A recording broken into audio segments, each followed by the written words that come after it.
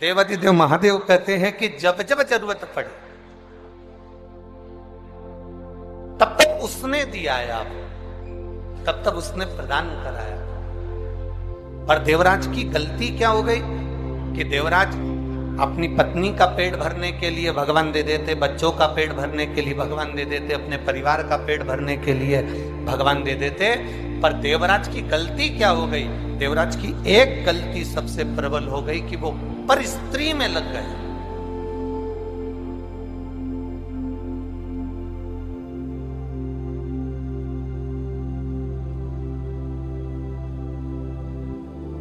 देवराज की सबसे बड़ी गलती ये हो गई कि वो पर नारी में लग गया। और जब वो पर नारी में लगा तो एक दिन उस जिस स्त्री के चक्कर में वो पड़ा था, उस स्त्री ने उससे कह दिया, जिस नारी के चक्कर में वो पड़ा था उस नारी ने उससे कह दिया, देवराज सुनो, जो रानी के गले में जो चंद्रहार पड़ा हुआ है, रानी के गले में जो चंद्रहार पड़ा हुआ है, वो हार मुझे लाकर। अब देवराज चोरी करने के लिए गया और चोरी का धन लेकर आ रहा है देवराज, और यही की यही चरित्र बिंदु के साथ में भी हुआ था, यही की यही।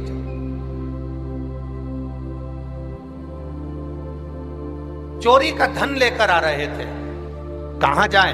शरीर में ताप पड़ गया देवराज के, और देवराज के शरीर में ताप पड़ा तो शिवजी के मंदिर में जाकर छुपकर एक स्थान पर जहां उसको शरीर में ठंड लगी, ताप पड़ा, तो एक छुपकर स्थान पर बैठ गया।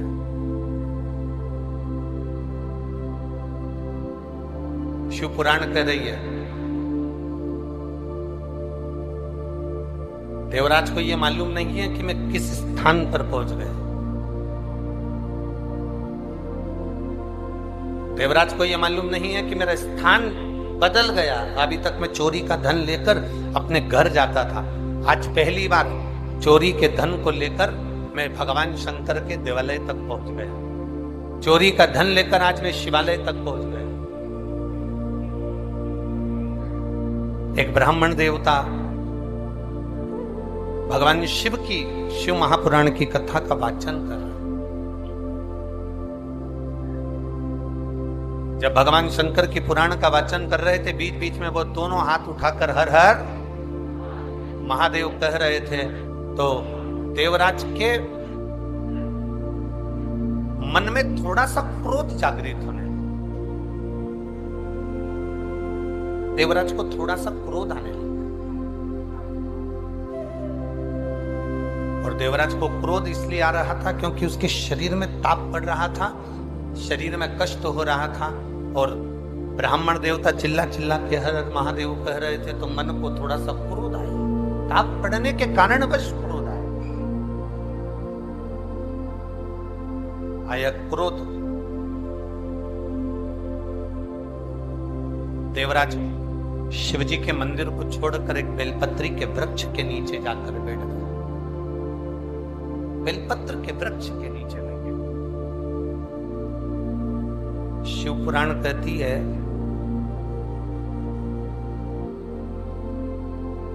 चौबीस घंटे में, शिव महापुराण की कथा वर्णन करती है 24 घंटे में से अगर कोई 5 मिनट भी बेलपत्र, पीपल, वटवृक्ष, आंवले का वृक्ष, शिव महापुराण की कथा कहती है तुलसी का पौधा, तुलसी का पौधा हो, बेलपत्री का वृक्ष हो, या पीपल का वृक्ष हो, वट वृक्ष हो, आंवले का वृक्ष हो, या तुलसी का क्यारा हो, इनकी छांव में जो 5 मिनट भी बैठ लेता है, शिव महापुराण की कथा कहती है कि 24 घंटे उसके शरीर में एक अलग से बल उसके शरीर को प्राप्त होता है, जिससे वो रोगी नहीं रहता है। इन वृक्षों की महत्वता है।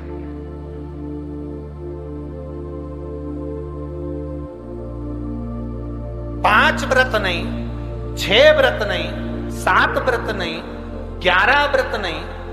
हमारे सनातन धर्म में तो 11, 21, 51 बोलो सही है?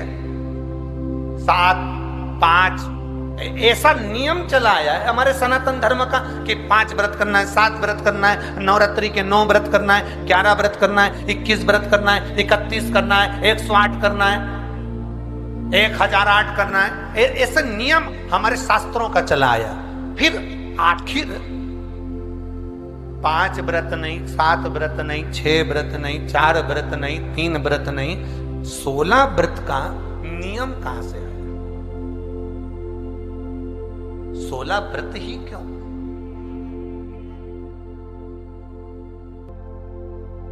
पंद्रह नहीं, 14 नहीं, 13 नहीं, 12 नहीं, 11 नहीं, कितने? 16। ये 16 व्रत का नियम कैसे है? ये कहां से आ गया 16 व्रत का नियम? कोई आपसे पूछ सकता है?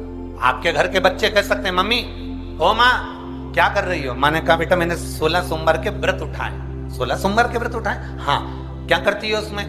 बेटा शाम के समय जब तीसरा पहर होता है, प्रदोष काल होता है, प्रदोष का जो समय होता है, शाम का जो समय होता है, उस शाम के समय पर हम 16 सोमवार का पूजन करते हैं। शिव जी का शिवलिंग का निर्माण करना या शंकर भगवान का शिवलिंग करना, उसकी पूजन अर्चना करना, उसका निर्माण करना और पूजन करके जो भी चीज से हमने सोमवार करे हैं, जो 16 सोमवार के प्रथम सोमवार में चूरमे से करो, चाहे तुम बेलपत्री से करो, चाहे तुम मिश्री से करो, जिससे तुम पहला व्रत करोगे, 16 की 16 व्रत उसी चीज से होंगे, उसी प्रसाद से होंगे।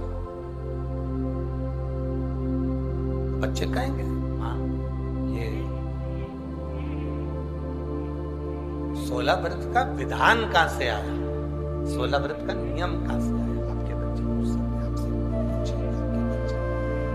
आपके बच्चे आपसे पूछेंगे कि ये 16 व्रत का विधान कहां से आया, 16 व्रत का नियम कहां से?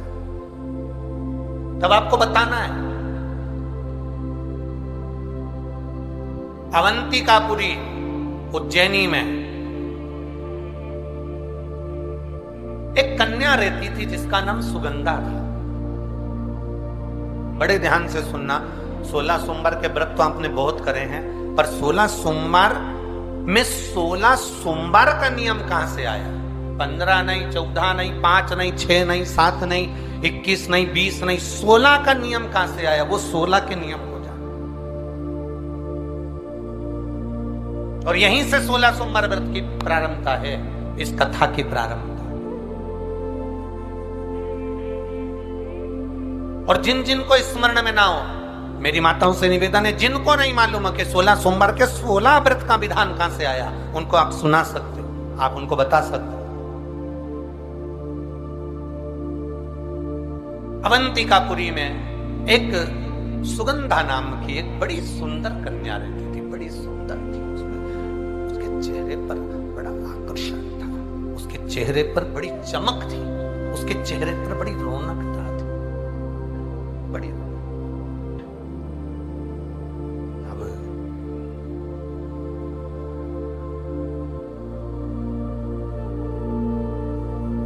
उसकी माता, सुगंधा की जो मां थी,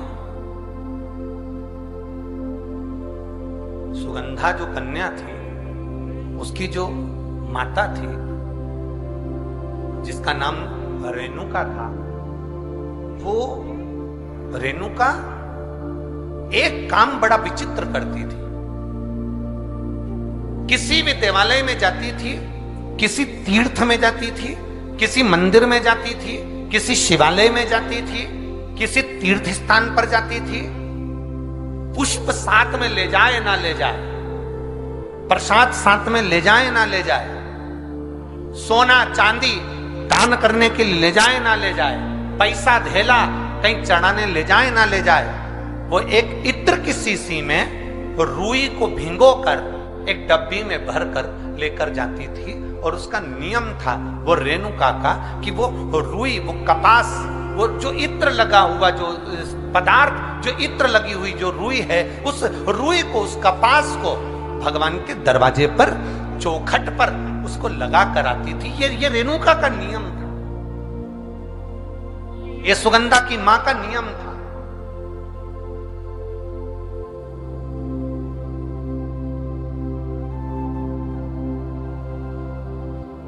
एक नियम हमारी जिंदगी में हम जो लेते हैं, वो नियम हमारे लिए सिद्धता देता है। आप में से कई माताएं ऐसी बैठी होंगी जिन्होंने नियम लिया होगा कि मैं शिव जी के मंदिर में जब भी जाऊंगी, मैं देवाधिदेव महादेव के मंदिर में जब भी जाऊंगी, मैं शंकर भगवान के मंदिर में जब भी पहुंचूंगी तो वहां झाड़ू लगा दूंगी, मां पोछा लगा दूंगी। बैठी हैं ऐसी माताएं यहाँ पर जो मंदिर में जाकर कभी झाड़ू पोछा लगा देती हैं? तो आप जाकर शिव के मंदिर में बुआरी लगा रहे हो, झाड़ू लगा रहे हो, पोछा लगा रहे हो, या जो बहुत सारे दिए लोग लगाकर चले जाते हैं, जलाकर चले जाते हैं, दिए ठंडे हो जाते हैं, उन दियों को भरकर एक डलिया में, एक खोखे में, एक जगह पर ले जाकर आप रख देते हो, उसका पुण्य कितना है? शिव महापुराण की कथा करें, कितना पुण्य।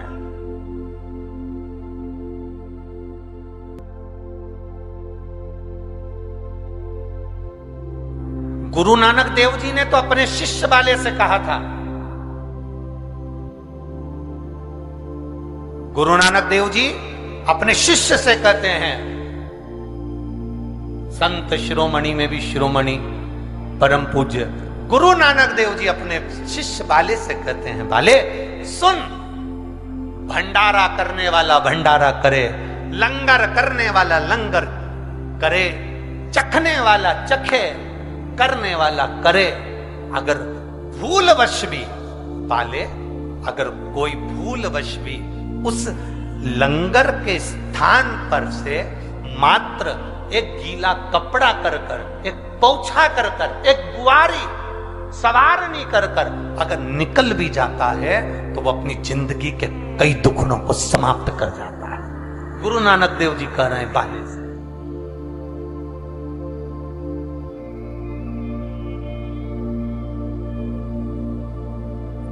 शिरोमणि संतों में शिरोमणि गुरु नानक देव जी कहते हैं कि कोई लंगर करे, कोई लंगर चखे, मतलब कोई भंडारा करे और कोई भंडारा खाए, कोई लंगर करे, कोई लंगर चखे। अगर वो चखने वाला भी उठकर चले गया और वहां पर से आप अगर निकल कर जा रहे हो और आपने अगर मात्र वहां सवारनी से आपने मात्र झाड़ू भी लगा दी, पोछा भी लगा दिया, उसको कहीं ना कहीं किसी ना किसी रूप में आपने सेवा कर दी, तो उस सेवा का फल क्या है? तो गुरु नानक देव जी कहते हैं उसका फल यह है कि आपकी जिंदगी में जितने जितने दुख, जितनी जितनी तकलीफें आपकी जिंदगी में, जितना जितना कष्ट आपके जीवन में, जितना जितना रोग, जितनी जितनी तकलीफें आपके जीवन में आ रही होती हैं, वो सारी की सारी तकलीफें आप समाप्त होती चली जाती हैं, अपने आप समाप्त।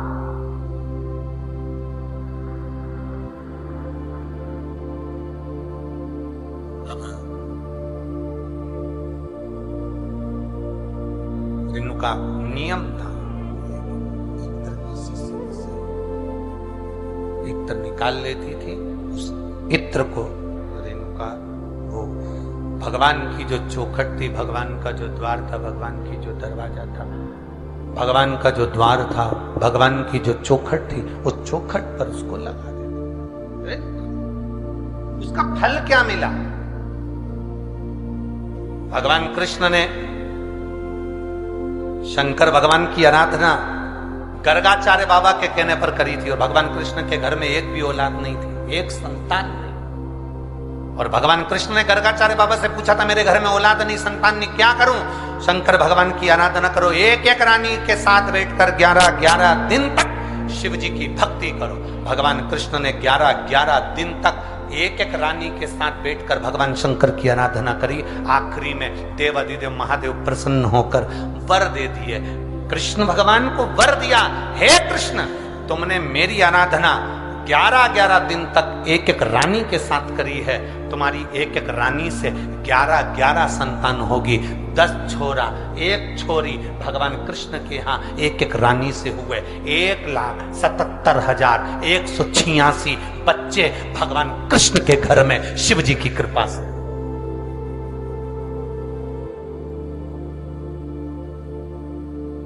ये शिव की दया से हुए, शंकर की दया से।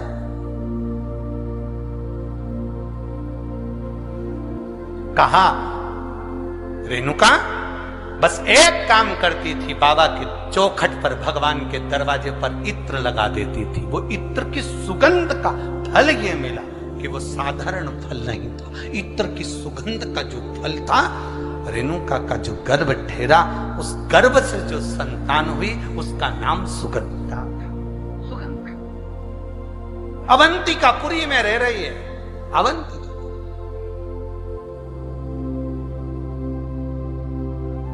और अवंतिकापुरी में सुगंधा रह रही है। उसके शरीर की गंध, क्योंकि इत्र, बाबा को, भगवान को इत्र का समर्पण किया, उसका फल तो मिलता है।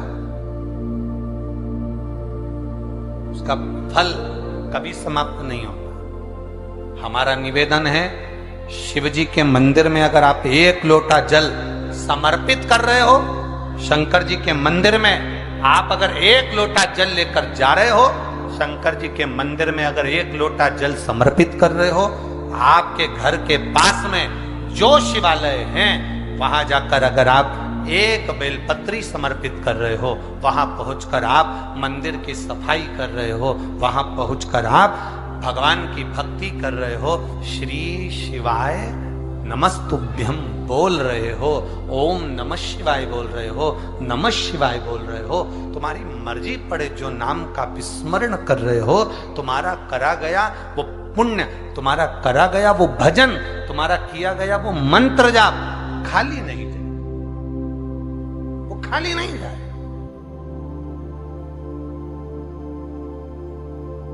रेणुका के संतान, अब वो संतान तो हो गई, पर वो संतान ने जो जन्म लिया उसके शरीर से इत्र की सुगंध आ रही, उसका नाम रख दिया कन्या का, सुगंध था उसका नाम। बड़ी सुंदर थी, बड़ी सुंदर, बड़ी सुंदर। शिव कथा कह रहे, सुगंधा के शरीर की गंध, सुगंधा के शरीर की जो गंध थी सब दूर फैली, हर जगह पर वो गंध जा रहा। कन्या बड़ी हुई, सुंदर बहू थी, उसका आकर्षण था, उसके चेहरे पर रौनक थी, सुंदरता थी। अब वो सुंदरता तो थी, साथ में उसके शरीर की जो गंध थी, उसके शरीर की जो सुगंध थी वो बड़ी प्रबल थी, बड़ी प्रबल।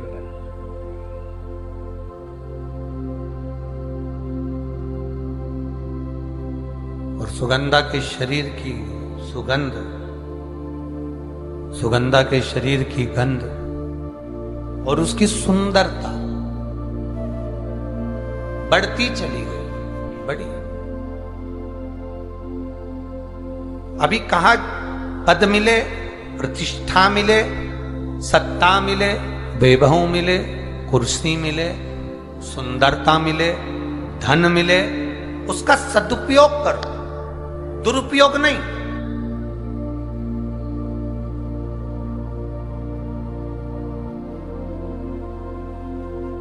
भगवान ने अगर आपको सुंदर बनाया है, भगवान ने यदि आपको कुछ दिया है तो उसमें अहंकार नहीं आना चाहिए, उसमें अभिमतता नहीं होना चाहिए।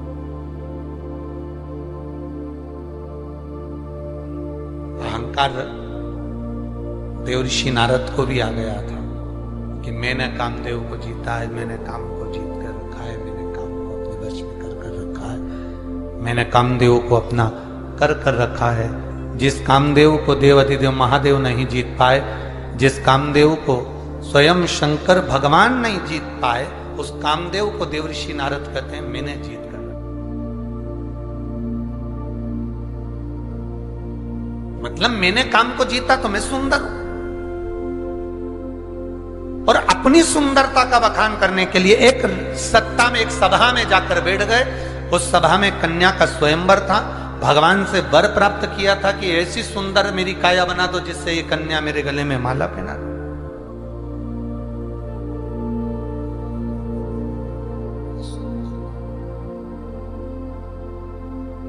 देव ऋषि नारद के अभिमान को तोड़ा भगवान विष्णु ने। देव ऋषि नारद की अभिमुखता सुगंधा को तोड़ दिया भगवान विष्णु। देव ऋषि नारद की जीवन निमत्ता को, देव ऋषि नारद के जो अभिमान को भगवान नारायण ने तोड़ दिया। सुगंधा का शरीर सुंदर था, सुगंधा का स्वरूप सुंदर था, सुगंधन का चेहरा सुंदर था, सुगंधा के शरीर में सुगंध बहुत थी, तो उसका लाभ सुगंधा ने गलत जगह पर किया। सुंदरता का प्रतीक होकर सुगंधा अपने शरीर की गंध फैलाती और कई युवानों को, चाहे वो ब्राह्मण हो, चाहे वो क्षत्रिय हो, चाहे वो वैश्य हो, चाहे वो शूद्र हो, कोई भी हो, सबको अपनी ओर आकर्षित कर लेती।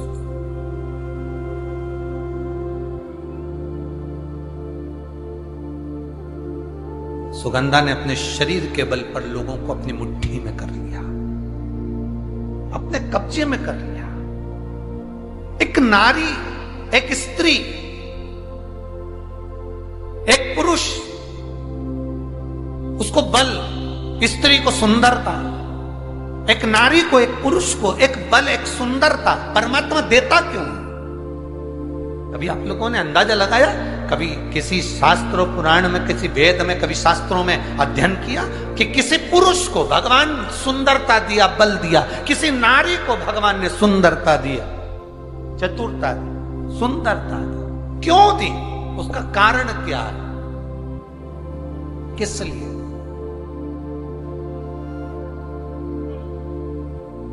क्यों प्राप्त हुई? किस लिए प्राप्त हुई?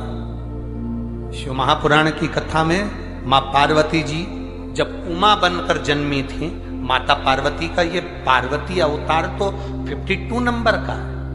51 जन्म माता पार्वती के पहले हो चुके हैं, 51 जन्म। उसमें से जो उमा जन्म माता पार्वती का है, जब माता उमा बनी, शंकर भगवान महेश बने थे, इसलिए उनको उमा महेश कहा गया।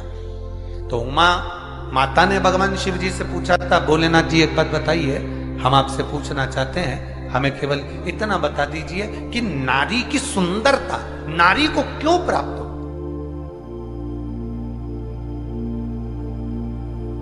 किस लिए प्राप्त होती? तो देवादिदेव महादेव ने कहा था, सुनो पार्वती, ये नारी की जो सुंदरता है, ये किसी पर पुरुष को रिझाने के लिए नहीं है। ये नारी की सुंदरता उसके हृदय के भाव को जनमानस तक पहुंचाने के लिए है।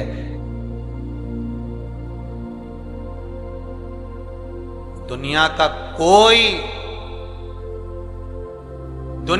कोई बाबा, जोगी, सन्यासी, तपस्वी, कोई कथाकार हो, कोई महात्मा हो, दुनिया का कोई तुम्हारे दुख को नहीं मिटा सकता। दुख को तुम्हारी भक्ति, तुम्हारा भजन और तुम्हारा भगवान के प्रति विश्वास मिटा सकता है। वो मिटा सकता है। बोल बम का नारा है। तुम्हारे दुख को, तुम्हारा विश्वास, तुम्हारी भक्ति, तुम्हारा बल, भीतर की जो श्रद्धा है, तुम्हारा भगवान के प्रति जो विश्वास है, कोई कह दे तुमसे कि हम तुम्हारा दुख मिटा देंगे, समझ लेना पक्का झूठेला है, पक्का झूठेला। कोई तुमसे कह दे मैं तुम्हारा दुख मिटा दूंगा, फालतू की नौटंकी है। ना सियोर वाला महाराज किसी का दुख मिटा सकता है, ना दुनिया का कोई महाराज दुख मिटाएगा तो तुम जिस भगवान पर जल चढ़ा रहे हो, जिसका तुम नाम ले रहे हो, जिसको तुम पुकार रहे हो, वो दुख में तुम्हारा विश्वास, तुम्हारी दृढ़ता, तुम्हारी श्रद्धा, तुम्हारा भरोसा, वो दुख मिटा सकता। कौन मिटा? शिव कथा कह रही है, भगवान शंकर का संवाद कर रहा है, शिव महापुराण वर्णन कर रही है, शिव तत्व कह रहा है। सुगंधा ने अपने शरीर के बल पर ना जाने कितनों को अपने काबू में कर लिया। काबू में तो कर लिया। एक दिन क्या हुआ, अवंतिकापुरी में ऋषियों का आगमन हो गया।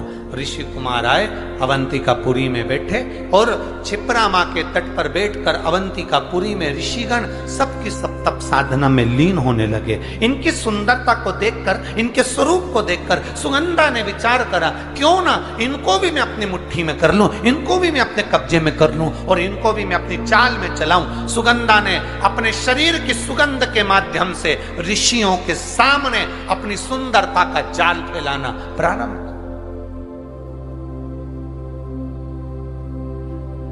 जब अपनी सुंदरता का जाल सुगंधा ने फैलाना प्रारंभ किया, ऋषियों को अपना बनाने के लिए जब जाल फेंका, अपनी सुंदरता का, अपनी सुगंध का जब जाल फैलाया, उस सुगंधा ने एक ऋषि कुमार ने अपने ऋषियों से कहा कि ये कन्या जो सामने नजर आ रही है, ये कन्या श्रेष्ठ नहीं है, ये अपने काबू में ना जानो कितनों को कर चुकी है, तो ये अपने को भी कब्जे में करना चाहती है, ये अपने को कब्जे में लेना चाहती है, क्या करा जाए।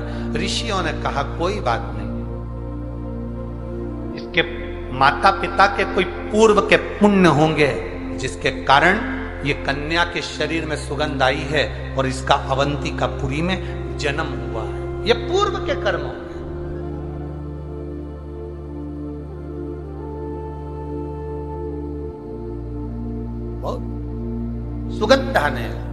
सुगंधा को लगा कि ये ऋषियों को मैं अपने काबू में कर लूंगी। ऋषियों ने भी अपने तप बल को बढ़ाया, ऐसा तप बल बढ़ाया, उनके शरीर की जो तेज निकली, सुगंधा के शरीर की गंध समाप्त हो गई। सुगंधा के शरीर की सुगंध समाप्त हो गई। सुगंधा को लगा मेरे शरीर में से गंध नहीं आ रही, मेरे शरीर में से सुगंध नहीं आ रही। गई कहां, पता करा तो मालूम पड़ा ये ऋषियों के तेज से ये मेरे शरीर की सुगंध का जो अहंकार था वो समाप्त हो गया। शरीर की सुगंध समाप्त, शरीर की सुगंध समाप्त, चरणों में पड़ गई, क्योंकि अब अंदर से भक्ति जाग गई। अभी तक पुरुषों को रिझा रही थी, लोगों को मुट्ठी में कर रही थी, अपनी सुंदरता का वैभव दिखा रही। अब विचार करा कि अब करूं तो करूं क्या। चरणों में पड़ी ऋषियों के, बाबा अब मुझे ये कुछ नहीं करना, मुझे तो केवल शिव का नाम लेना है, मैं शंकर को अपना कैसे बनाऊं। तो ऋषियों ने कहा तू अपने 16 श्रृंगार को करके जब दुनिया के लोगों को अपनी ओर आकर्षित करती थी, तो अपने 16 श्रृंगार कर कर दुनिया के लोगों को अपनी ओर काबू में करती थी। जब तू 16 श्रृंगार कर कर दुनिया के लोगों को अपना बना सकती है, तो 16 सोमवार का व्रत कर कर तू भोलेनाथ को भी अपना बना सकती। ये 16 सोमवार की कथा यहां प्रारंभ हुई है, यहां प्रारंभ। कोई तुमसे पूछे ये 16 सोमवार कहां से आए, 16 सोमवार का नियम कहां से चालू हुआ, तब और 16 सोमवार व्रत लेने के भी महीने बताएं, कौन से महीने से 16 सोमवार उठाना चाहिए, कौन से महीने से 16 सोमवार का व्रत चालू करना चाहिए, महीना बताया शास्त्रों में, शास्त्रों में उसका वर्णन किया गया, कौन से महीने, कौन से